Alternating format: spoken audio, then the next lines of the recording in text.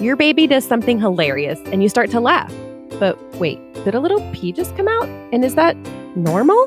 If you're experiencing issues with leaking or bladder control in general as a postpartum mom, you are not alone. So what causes this? Is it common?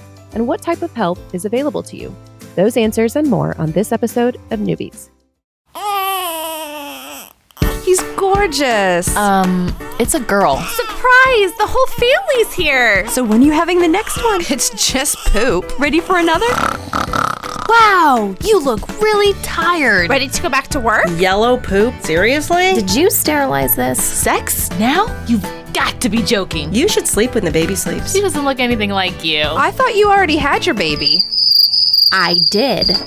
Babies don't come with instructions, so there's Newbies, helping new moms and new babies through the first year. Welcome to Newbies, everyone. Newbies is your online on-the-go support group guiding new moms through their baby's first year.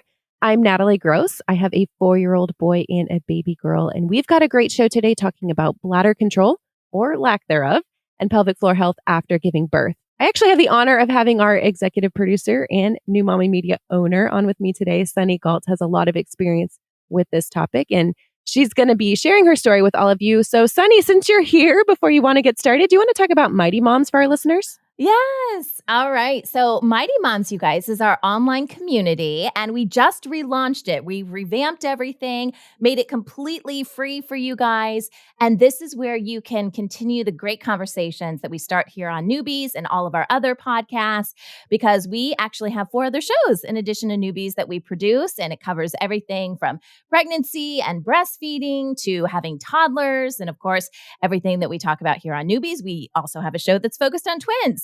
So if you guys want to continue those conversations, learn about our upcoming recordings and actually be part of these podcasts and just have some fun with other moms in your community, you can check out Mighty Moms. You can go to our website, which is newmommymedia.com. And we have a couple banners on the homepage, but click one of the Mighty Moms banners. That's the easiest way to get there. And we hope to see you online soon. Yeah, absolutely. And you also have some wind down events, right? Where you drink some wine just to have some mom chats, right? Yes. Yeah. So this is a new thing for us too. It's starting this month. So as of this recording, we're recording in July. So at the end of the month, we ask our Mighty Moms, all the people that have signed up and are part of our community, if you want to join us for a Zoom, if you want to grab a drink, depending on where you're at. With having kids, being pregnant, obviously make wise choices, but grab your favorite beverage and hop on a Zoom call with us. We just want to get to know you a little bit better and chat as moms and have a good time. Yes, absolutely. Come join us. All right, so let's talk bladder control after giving birth. What's normal? What's not? So joining us in this virtual studio today is Laura Chambers. She's a doctor of physical therapy and owner of Peak Wellness in Tennessee. Is that right, Laura? Yes, that's right. All right. So please tell us a little bit more about you as a professional and as a mom and share your story. And then, Sunny, if you want to formally introduce yourself to our listeners when she's done, that'd be great too. Okay. Yes. So as you said, I'm a doctor of physical therapy. I have been a PT for 14 years now. The first 10 years of my career, I really focused on orthopedics. Got a clinical specialization as an orthopedic physical therapist. And then met my husband slightly later in life than the average. And as we started talking about having a family, my interests started shifting. I am from a really small town, and we don't always have the same medical resources as big towns. And I felt like I was pretty high level in my career. I'd started it in DC. I had a lot of resources. I knew a lot of stuff, and I moved back home. And I really wanted to bring those high level resources home. But I feel like most towns, you can kind of throw a rock and hit about 3 physical therapy places at this point. It's pretty saturated, which is wonderful. Of course, I believe a lot in physical therapy, but we had no pelvic health in our really region, to be honest. And so as we started talking about family, I started shifting into pelvic health being an area of specialization for me. And so I started our first pelvic health program in our county and saw anything, men and women, incontinence, sexual pain, lots of different things. And then the beginning of this year in 2023, I made a big change because I was a young mom. I have at this point a 3 and a 5-year-old, and I loved supporting moms. I loved the the changes that the human body goes through to carry a baby, to conceive a baby, to deliver that baby, and then the support of a mom after that, because I know what it feels like to be a new mom and everything is so confusing. But the hard thing for me was when I was in the clinic, I never saw moms, because what mom has an extra hour of childcare on their hands 1 to 3 times a week to come see me for 6 weeks? So they're not coming into the clinic. So I made a change because I wanted to support this group and I wanted to bring it to them where they are. So I started an online platform. And so I work specifically with postpartum women, anywhere from 8 weeks postpartum to decades postpartum, who have incontinence related issues or pelvic organ prolapse related issues. My programs are all online. They're 100% supported by me. So I'm there. You can text me questions. You can video chat with me. You can video message me.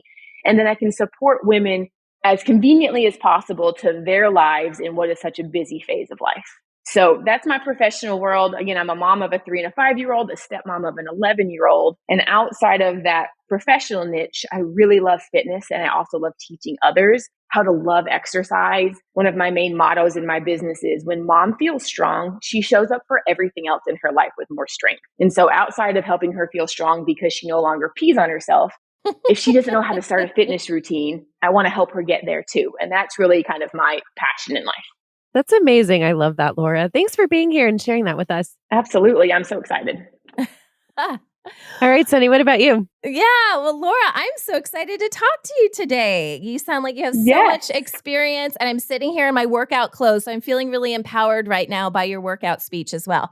Yes. All right, hey everybody, I'm Sunny again, and I have 4 kids, and boy, my journey through bladder leakage and all this kind of stuff started with my firstborn, who this month is turning 13 years old. I can't believe that. Again, he's my oldest, and I'll tell you more about my story, I'm sure, throughout today's show. But yeah, it's been a while, right? And I've been through a lot with it. It happened immediately after his birth or during his birth. And so he's 13, my oldest. And then I have another boy who is 11 now. And then I have twin girls who are 9.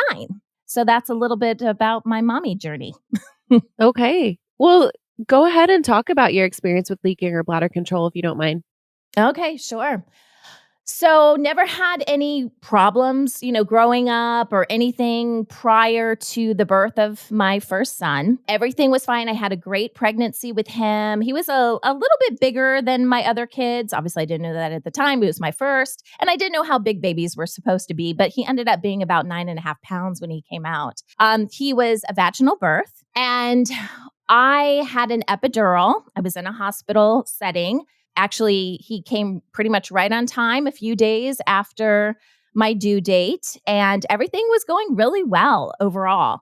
I can't remember exactly how many hours I was in labor, but it was a good experience. Like I was actually, once I had that epidural, I was feeling good. I was able to really enjoy the whole experience. I was really excited for my son to come out. I was excited to push and all that kind of stuff. So what happened in my situation is because I had the epidural, I also had a catheter. And I don't know if you guys know a lot about catheters, but at least the type of catheter that I have, I don't know if they're all the same, but they kind of have a ball at the end of it so that it doesn't come out of your body, right? So if you push or do something like that, it's supposed to stay in your body and not come out, because if you have an epidural, you can't get up and go to the bathroom. And so we were at the end of the delivery for my son. It was time to really, bear down and push. And so I'm pushing. And, when you have an epidural, you can't really feel everything that's going on down there. You feel pressure, but I'm mainly just going based on what the doctor is telling me, right? I can't feel pain. I can't feel tearing, which I did have, a 2nd-degree tear afterward or something like that. But you can't feel all that kind of stuff when you're pushing. And so I pushed my son out and everything seemed great. Probably one of the best experiences of my life. If you have never pushed out a child that way, I highly recommend it. It's exhilarating, amazing. And there I was, a first-time mom, holding my son, and everything was great. And we delivered the placenta. Everything went smoothly from what I could tell. Fabulous experience. Okay. So they take me in postpartum, and over the next course of, I'm not even sure, a few hours or whatever, I'm not sure how long it took for the epidural to wear off. I, would need to have to go to the bathroom or whatever, but I had zero control over my urine. Like it would just come out. I wouldn't even feel a sense of, oh, I have to go to the bathroom, let me run. Because the bathroom was like right next to my bed. But it was happening so fast. It was a completely different experience. And I tried to tell some of the nurses, the postpartum nurses about it. And they said, oh, don't worry, you just had a baby, not a big deal. And so I really didn't think much of it. And then my mom came in and, I think this may have even been the next day. They were just telling me, don't worry about it. You just had a baby. And again, first time I had a baby. Okay. I'm just going based on what they're telling me. So my mom comes in, I believe it was the next day. And she's like, how you doing? And so I'm talking to her. I'm like, I have no control over my bladder, like no control. And she's like, that's not normal. And I'm like, well, I'm trying to tell people about this, but nobody is really listening to me. They're just telling me, hey, you just had a baby, that's it. I tried to talk to the doctor who actually helped me deliver my child, and she did pay more attention to it. But the way the system, I'm part of a large medical group, right? So the way the system is kind of set up is you don't really always see your main doctor. And so I was talking to a lot of different people, and there wasn't a lot of consistency in the support that I was getting. So it was after a couple days or whatever, I literally was just wearing diapers. That's it. They gave me Depends. I was pretty much just wearing diapers and hoping it would kind of fix itself or whatever. And they sent me home. My son was, by the way, he was fantastic. Nothing wrong with my child. Nothing wrong, like I said, with the entire birth that I was aware of while it was happening. And took my son home, and there was just no improvement. And at that point, a couple days later, if you are sitting and, if you've got Depends on or whatever, and your body is just sitting in urine constantly, it starts to really hurt. It agitates. And so I started to get into a lot of pain simply because of, the nature of the situation. And no one would really believe me that I couldn't hold anything in. Like it was just coming out the moment, it was ready to come out. There was no control over it whatsoever. And so I started the process. I finally got in. I bugged and bugged and bugged my medical group. And finally someone would see me, it was, I don't know, maybe 5 or 6 days after birth. Because usually they don't want to see you for like 6 weeks. So like, okay, well, come and see us then. I'm like, no. This is not normal. I need to come in and see someone. And all I will say is, the person that I saw was pretty much dumbfounded when I came in. First of all, they wanted a sample. They're like, here, give us a urine sample. I'm like, I don't think you understand. I can't gather enough urine to actually give you a sample. And she looked at me. She's like, I've never seen a case like this before in my life. Now, this is not something you want to hear when you're 32 years old or whatever I was. I don't even think I was 32. I think that was with my girls. I was 32. So maybe 28. Or something, this is not what you want to hear. You don't want to be one of those case studies. But long story short, I was. I ended up having multiple surgeries.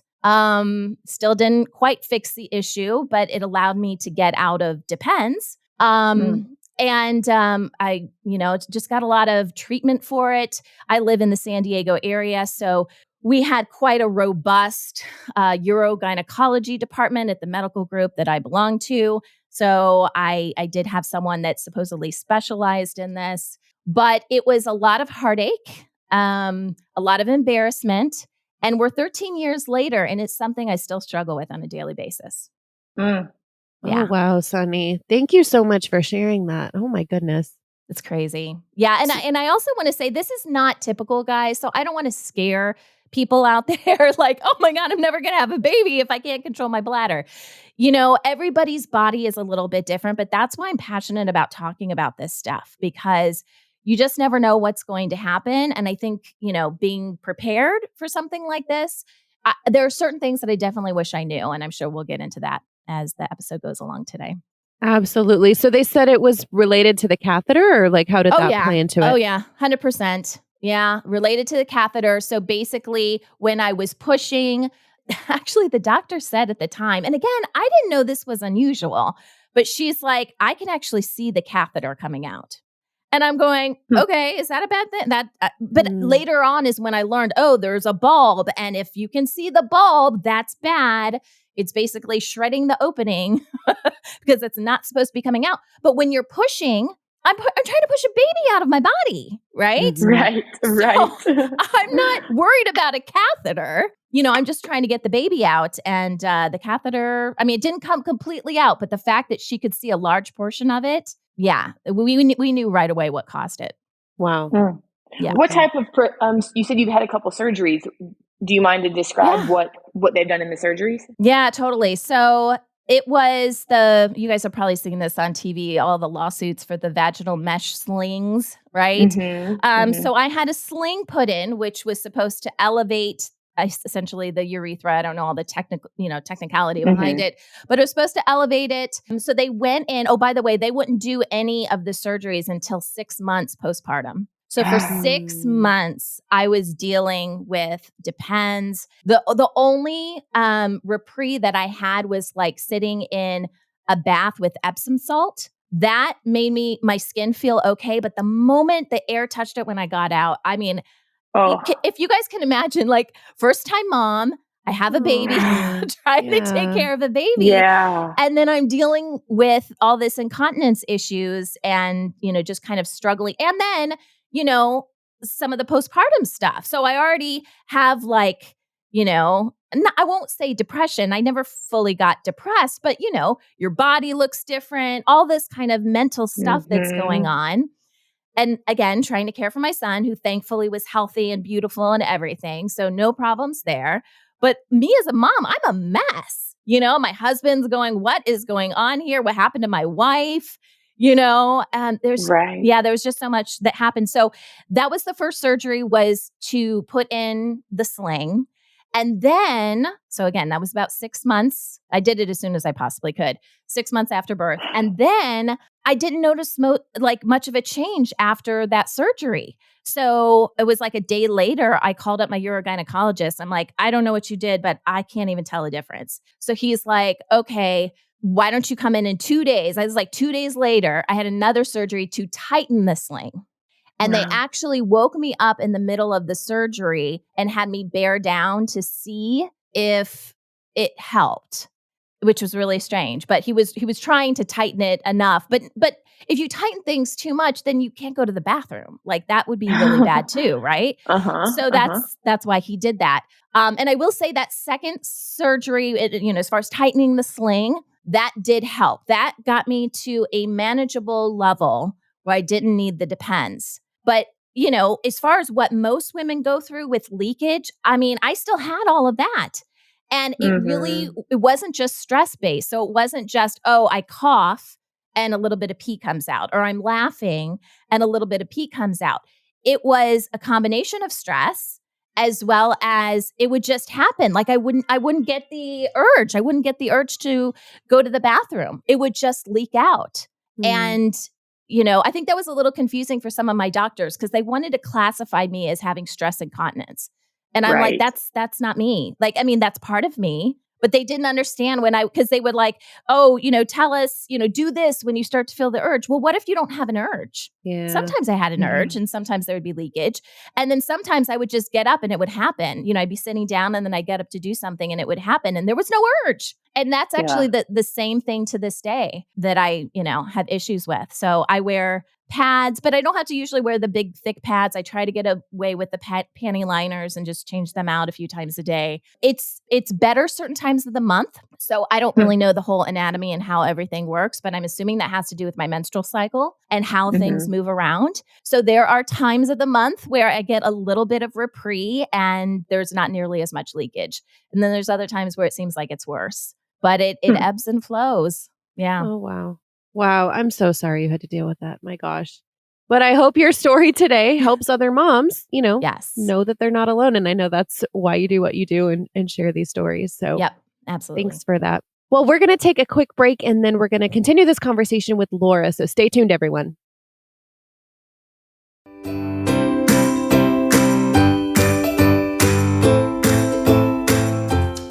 Today on Newbies, we're talking about bladder control after giving birth, and you've already met our expert, Laura Chambers. So, Laura, we've been talking about this, but how common is it for women who have given birth to experience leaking with laughing, sneezing, coughing, etc.?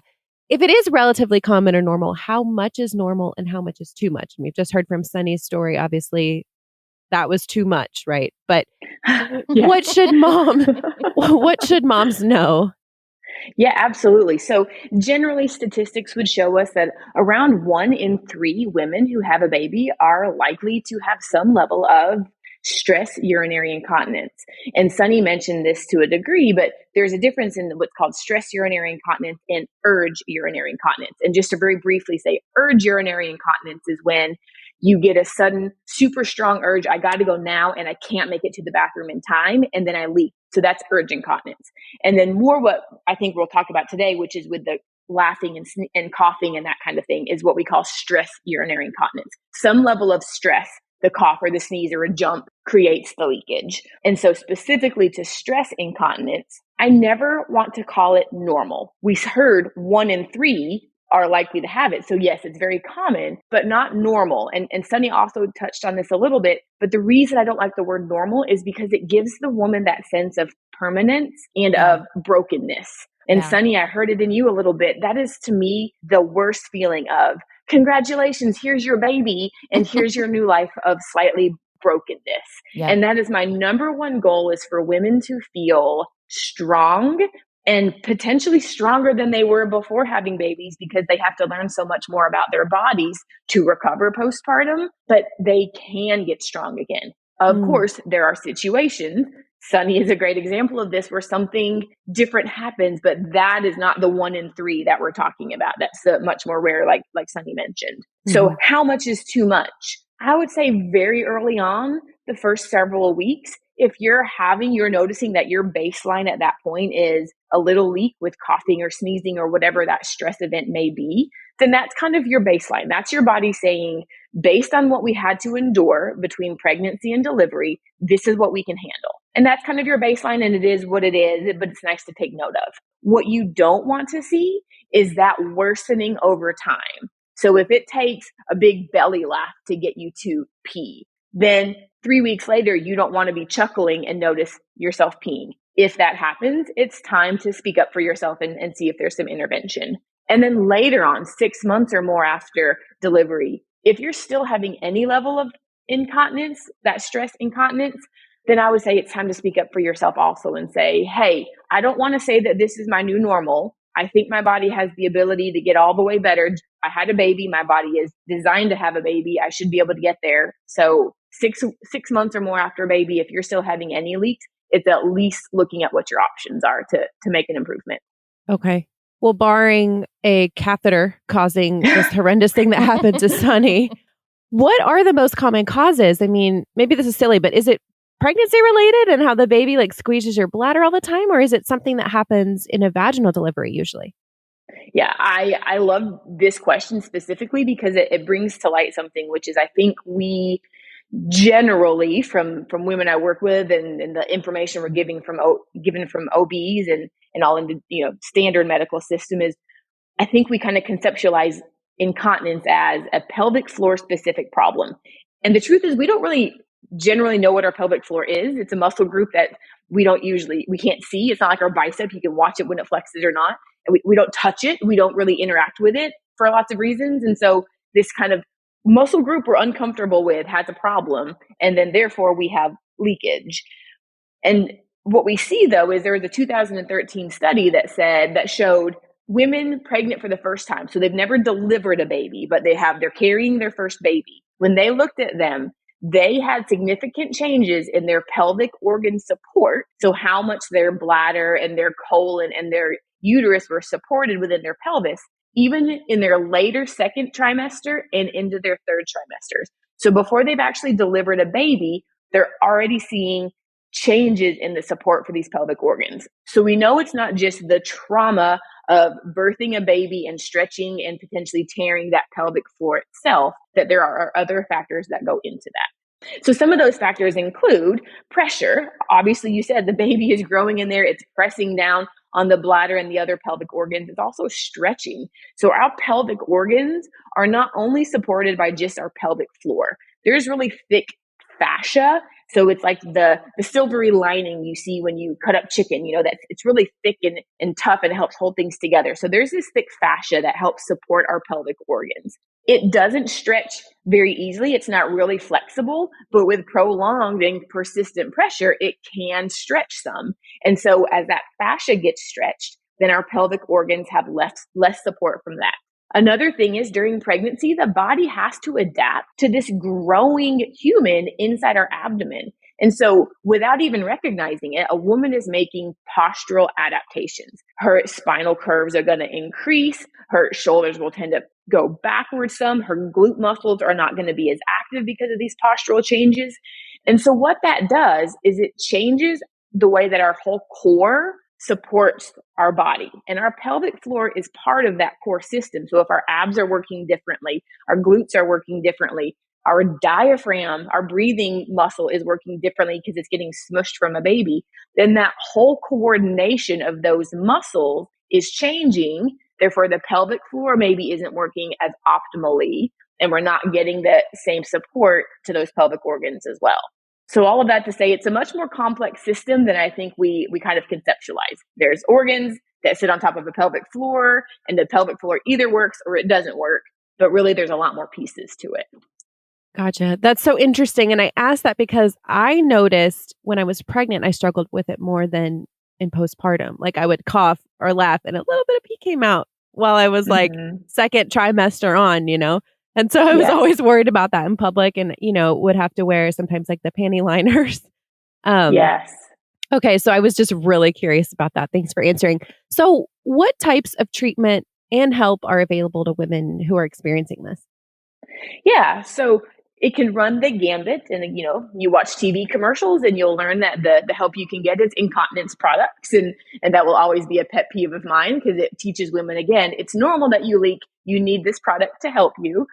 And then there's other options that go down the route of, again, kind of pelvic floor specific. And yes, the pelvic floor needs to be addressed, but the general advice women are sent home with often from their physicians would be to do pelvic floor specific strengthening. So Kegel types of exercises. There are also certain devices that are now becoming more popular where you can insert a sensor within the vaginal canal, or you can use electrodes to sense the activity of your pelvic floor. And there's games you can play with an app on your cell phone that helps you strengthen your pelvic floor.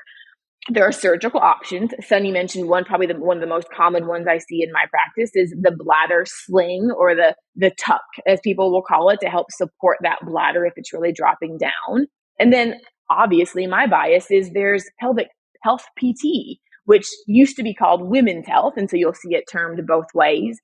And obviously my bias is I feel like that's probably the best option for someone to start with before you use more of a Band-Aid fix of using incontinence products or something like that, long term, because as a PT with a lot of advanced training, I am, skilled to look at you as a person and to address some of those things we talked about in the previous question. How has your posture changed? How are your muscles functioning? Is your diaphragm coordinating with your pelvic floor well? And look at things from a lot more holistic standpoint and hopefully get more to the root of what's going on for that person. Okay. Yeah, this is so fascinating to me. And I'll share a little bit of my story, but I had a 4th-degree tear with my son, with my 4-year-old. And I had always kind of struggled. I always got really strong urges to pee, and I had to pee like all day, like constantly. And I found my anxiety about pregnancy, about really anything, just manifesting itself in having to pee. And so, that had just always been me. And then, of course, it got worse during pregnancy. And then after pregnancy and after the 4th-degree tear, I had very little time between when my brain sent the message that I had to go before I could get to the bathroom. And that was for pee and number 2. And so that's what I was struggling with. And I went, because of the 4th-degree tear, I got recommended to go to pelvic floor physical therapy. And after we took care of some of the bathroom issues that I was having to poop, my therapist was like, we can help you with the bladder thing too. And in my brain, it was like, well, the bladder's an internal organ. Like it has nothing to do with pregnancy, actually, And so I just was completely uneducated in this area. Do you find that many women don't know that this type of pelvic floor therapy and what you do is available to them? 100%. The number of people who walk in my office and are like, "You do what?" And then the second question is, "How the heck did you get into this?" And I think it is starting to get more common from a very basic standpoint, as far as more women know that there is something about physical therapy that is offered postpartum. But again, I don't think they understand what by any means that is. And you're a great example of that. Oh, I thought you only did this or that. Or commonly, what I get is, I thought you only were going to look at my pelvic floor. And yes, I can internally assess someone. I can tell you how strong your muscles are, or if they're too strong and we need to relax them, and if there's trigger points and that kind of thing. But again, the pelvic floor is only one piece of that puzzle.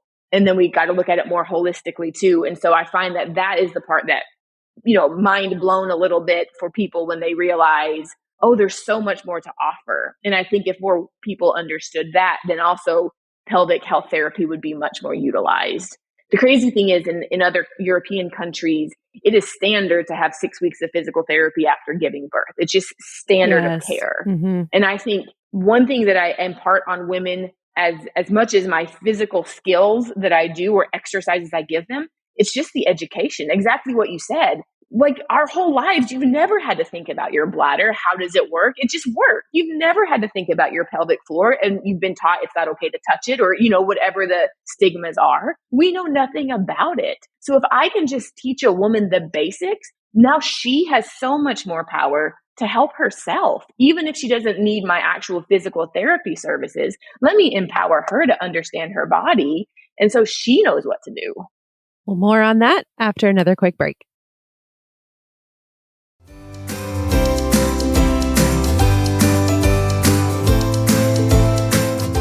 We are continuing our discussion with Laura Chambers of Peak Wellness and our mom guest and executive producer, Sunny Galt. Both of you have multiple children. I know, Sunny, you have 4. Laura, I think you said you had 2. Did leaking and bladder issues get worse with each child? Oh boy. In my case, I don't think it could have. That's fair. That's totally fair. I will say, though, that one of the things that this prompted in my case, which was a bit of a heartbreak for me, when I was sharing my story earlier, I was explaining what an incredible feeling it was to vaginally deliver my son. That was such an empowering moment for me. And I remember shortly after and, going through and seeing the urogynecologist and having these surgeries, they told me that moving forward, I could not give birth vaginally anymore. And I was heartbroken over that. Mm-hmm. They said I could be wearing a bag. I had just heard all the horror stories, and I didn't know. I was like, gosh, could it even get worse than this? I didn't even know, but I certainly didn't want to be in my late 20s walking around with a urine bag, right? Mm-hmm. So I had to go through a process of letting that initial birth go and, and being okay with, having, why am I drawing a blank this morning? having a C-section. And I actually even went to some, what are the group? There was a couple different groups, but groups that help moms. It's usually postpartum after they've had a C-section, kind of deal with like the mental struggles they may be going through. I actually went to some of those kind of meetings prior because we knew we were going to have more kids. This was just the start, right? Mm-hmm. I ended up with 4. It was 3 pregnancies because my girls are twins, but still, it was, I had to let go of, everything that I thought was so great about that first birth. And that was difficult for me, but, did it get worse? Not that I'm aware of, because I didn't have any more vaginal births. Even with my twins, I was carrying more baby weight with them. When they came out, they were both about 5.5 pounds. So that's a lot of baby in you, but not that I'm aware of. I don't think it got worse for me. Okay. Laura, what about you? Yeah, for me, my first birth was quite opposite to Sunny's. It was my much more traumatic one, and 24 hours of unmedicated. I was very rah-rah, not going to have an epidural or any medication or assistance, and it turned into an unmedicated, assisted episiotomy birth with a grade 3.5 tear, they called it. And so that birth was for me the most horrifying day of my life. And I did not want that to be the story of my second. So I got the epidural with my second, which allowed me to have that beautiful birth experience, more like what Sunny described. And for me, after my first, I dealt more with pelvic organ prolapse. So a feeling of heaviness. It felt like I would have a tampon kind of coming out of my vaginal canal. I would feel if I would run or do anything more active, I would feel that worsen. And I would only leak with higher level things. I remember racing my husband down a hallway and being like, oh my gosh, I just peed on myself. This is that thing. And I had dabbled in pelvic health at that point, but I wasn't really treating it intensively yet. But after my daughter, whose birth seemingly went way smoother for me, I had much more incontinence related things, smaller leaks, but with coughing and sneezing. And then as I would pick up into just jogging and that kind of thing, I had definitely more of it with her. Okay. And I would say professionally, I see women who every birth is different. And I think it depends a bit on the birth. But again, like we talked about, pregnancy itself can contribute. And if the issues from one pregnancy aren't addressed and we go into another one, I can see it compound, but it doesn't have to. Well, that leads me into another question. You started mentioning the prolapse. So what are some other common pelvic floor disorders or reasons that women come seek you out, seek the help of a pelvic floor specialist related to pregnancy and childbirth? Maybe that's a loaded question, but I would be curious. No, it is, but I like this question because it gives women the freedom to know this is not okay. This isn't my fate in life now because I've had a baby. It's okay to seek help. And so I think this is a very important question. So yes, pelvic organ prolapse would be a very important one. Pain with intercourse. Sure, at your 6 weeks visit, when we all magically get cleared and suspect that healing is somehow completely finished, which it's not, but we get cleared for intercourse and our husbands are so thrilled, you might have some discomfort, but that should not persist. And if months later you are still having pain with intercourse, it's not just your fate in life. There is probably something going on that could be helped. And so that would be a definite reason. Issues, and Sunny mentioned this with pooping as much as peeing. It can be constipation that you never used to have, or it could be trouble holding back gas that you never used to have. So you can have issues on either side of that token. And then another thing that I see is women who swear they have a UTI. I have infections all the time, but my culture always comes back negative, they'll say.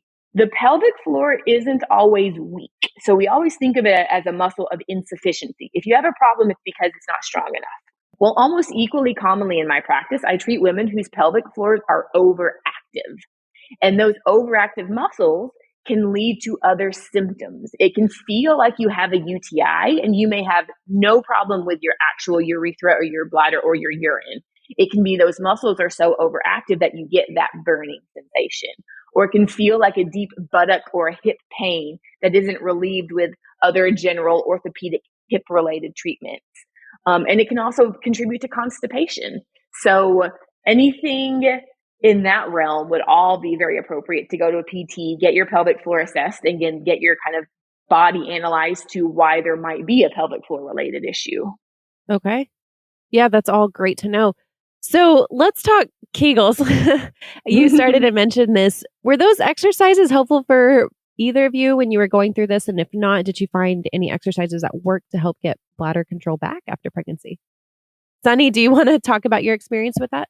Well, again, my case is so complicated, right? I mean, it wasn't just stress, it was urge, it was a combination. So, that's kind of the general thing that a lot of people say is do your Kegels, do your Kegels. So I kind of have this stigma against Kegels for that reason, because it didn't really work for me. But again, I am a completely different case.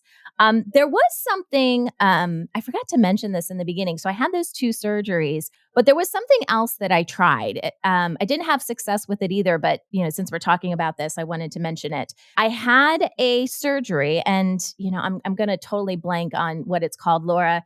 Fill in the blanks as I go through this. But it was a surgery to put a device in my body. It actually went back. It was kind of a 2-part device.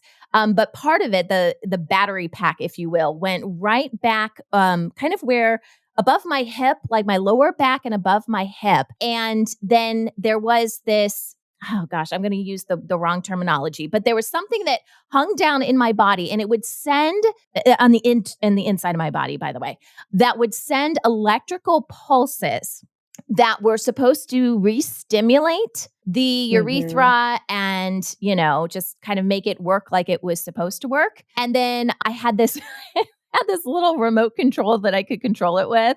It was so weird. I felt like the bionic woman or something like that. And I could control like the frequency of the pulses, the intensity of the pulses. And I tried that because at the time that was kind of the latest and greatest. I'd already had the two surgeries, and I was, maybe I was 5 or 6 years out from, having my son. And I was like, what else can we do? And so they did this surgery and, installed this thing basically in my body. But the problem is that when I would move, so let's say I was sleeping at night and I would cross my leg over my other leg, or if I was just standing in the middle of the day and I would shift the weight from one leg to another, the intensity would change.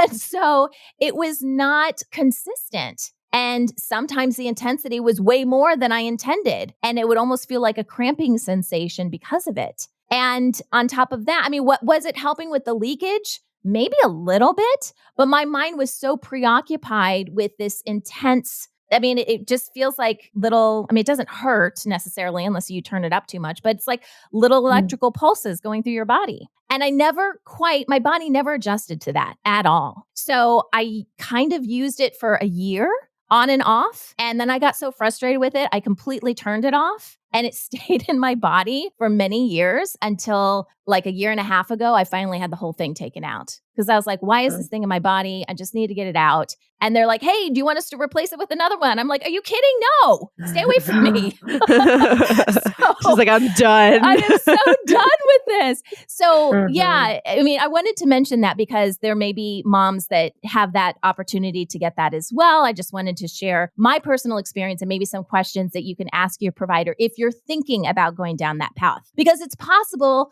that the technology is always getting better and better, right? So I don't want to always, I don't want to be like, don't ever do this, because that was just my specific experience at that time when that type of technology was around. I'm hoping things get better and better. But I will say that my path has led me, and maybe this just happens the older you get in life, but my path has led me to try to do things as natural as possible. So one of the things that I'm looking at now is even going back in, if it's possible, I don't even know if it is, and getting the mesh sling stuff taken out, because I do believe that my body has the power to heal itself without tons of medical intervention. I actually feel like I hurt my body more by doing this kind of stuff. And as much pain I was in, and I really wanted to get that surgery as quickly as I could, right? 6 months postpartum. If I could go back in time, I wouldn't have done it. And I don't really know what I would have done, but I trust my body a lot more now. My mentality is, hey, my body has been through a lot, but I have given birth to now 4 children, 2 of which happened at the same time. So if my body can create these little humans, right, which is incredible in itself, I firmly believe that my body has the ability to heal itself in different ways. And I think we don't give our bodies enough credit for that. So I'm not against medical intervention or anything like that when it's needed, but I also want us to get back to our roots, if you will, and just know that, that it is possible for healing to take place naturally and to at least explore those options. And I'm hoping that more and more people start talking about that, because sometimes just throwing, a sling at it or some sort of electrical pulsing device is not going to be the answer. Oh, Sunny, you are speaking my language. I love that. And I love that encouragement to other women of like, your body is way stronger than you can even imagine and has that ability to heal. I think that's beautiful. Laura, can you talk about some of the exercises that moms can do at home? Yeah, absolutely. So first I want to say, because I'm with Sunny in my professional world, Kegels are so commonplace and they're so the first line of defense that everyone seems to have heard of and rolls their eyes at, that I tend to poo-poo them. Oh, don't do Kegels, do this instead. But the truth is they're not without some benefit. So a 2020 study showed a 25% improvement in urinary incontinence, and the only intervention was Kegels. And so it's not that they're necessarily bad to do. One thing is we know that roughly 50% of women who are told to do a Kegel, if you actually internally assess them doing it, they're not actually doing it right. So it's not as simple as saying, go do your Kegels. Some women might need coaching for it. But 25% improvement to me is wonderful for something free you can do at home when you're driving in your car. But I surely don't want to lack that last 75% of getting all the way there. So I don't want to completely say never do Kegels. The other side of it, though, is, again, not every pelvic floor is weak. So there are some people who can do Kegels and you might feel worse. You might feel like you have a urinary tract infection again and not have a positive culture or something like that.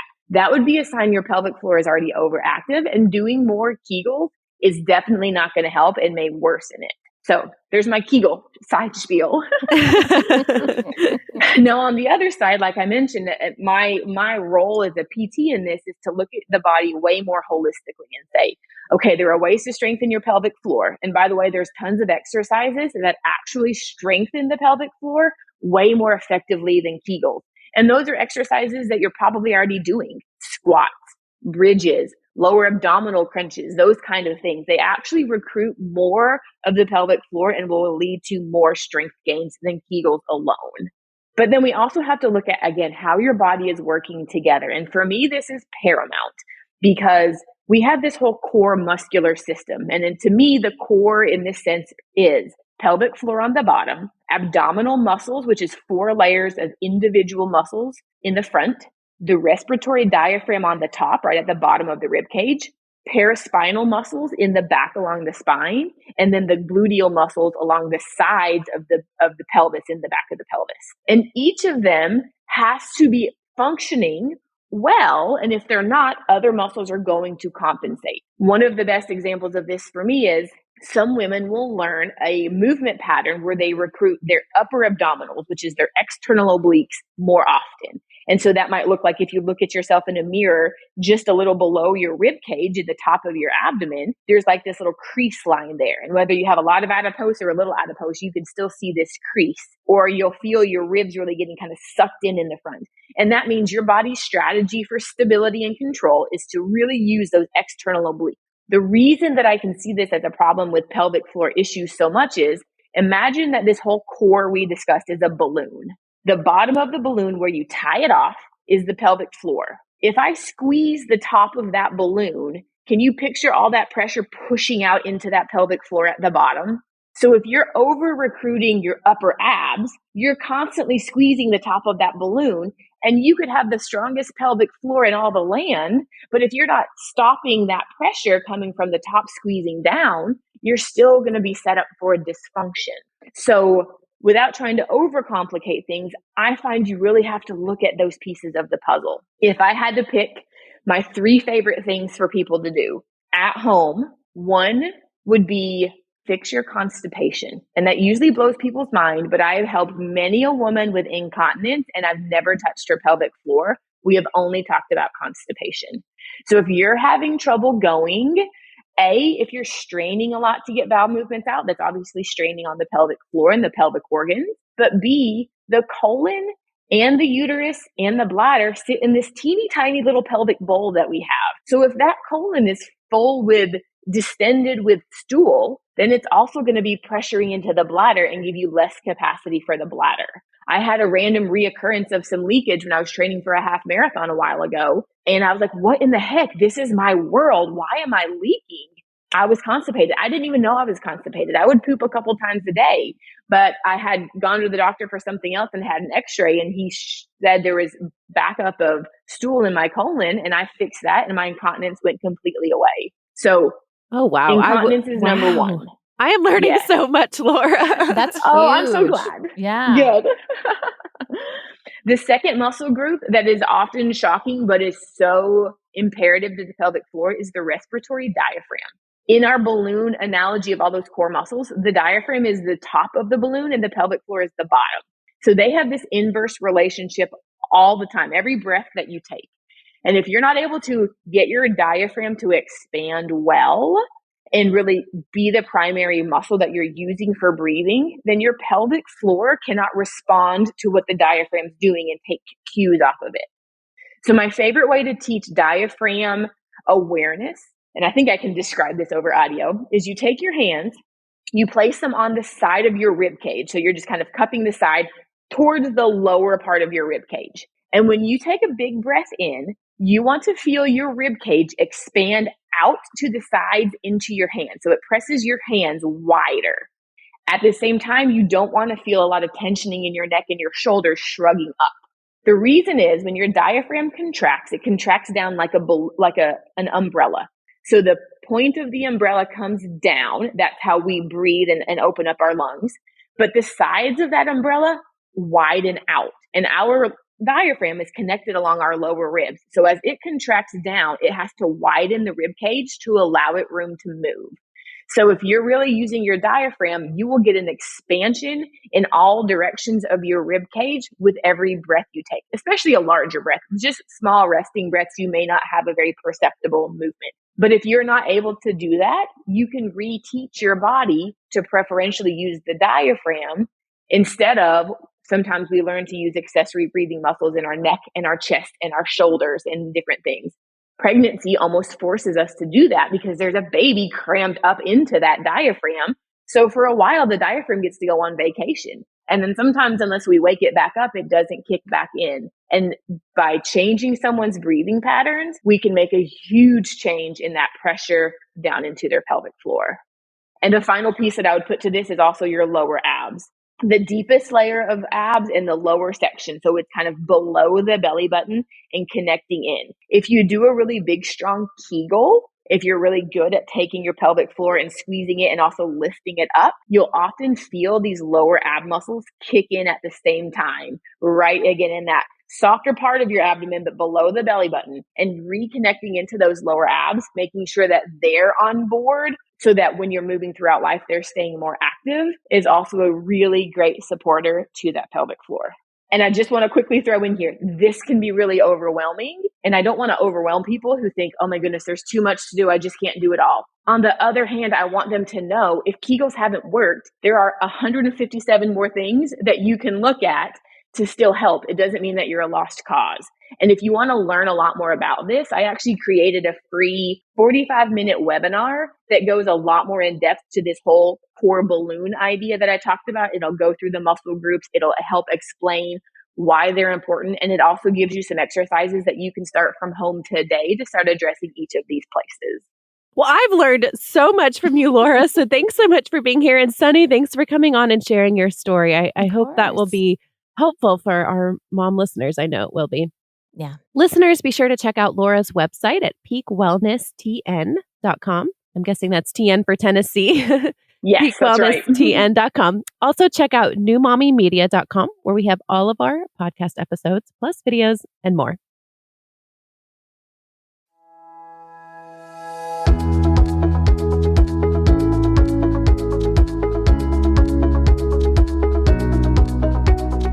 That wraps up our show for today. We appreciate you listening to Newbies. Don't forget to check out our sister shows, Preggy Pals for expecting parents, Parent Savers for moms and dads with toddlers, the Boob Group for moms who give breast milk to their babies, and Twin Talks for parents of multiples. Thanks for listening to Newbies, your go-to source for new moms and new babies.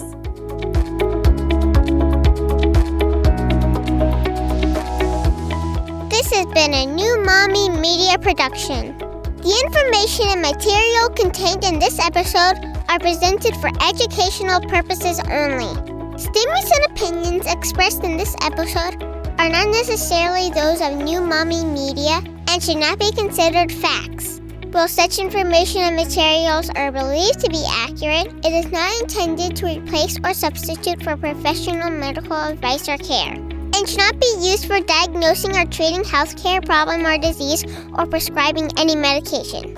If you have questions or concerns regarding your physical or mental health or the health of your baby, please seek assistance from a qualified healthcare provider.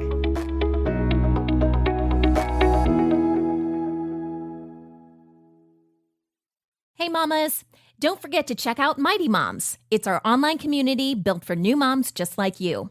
Not only can you connect with other moms, but you can also join us backstage for special mom-only online events. And you'll also be notified when we're recording so you can join us as a special guest. Visit our website, newmommymedia.com, and click on the Mighty Moms banner. It's free. That's newmommymedia.com. See you there.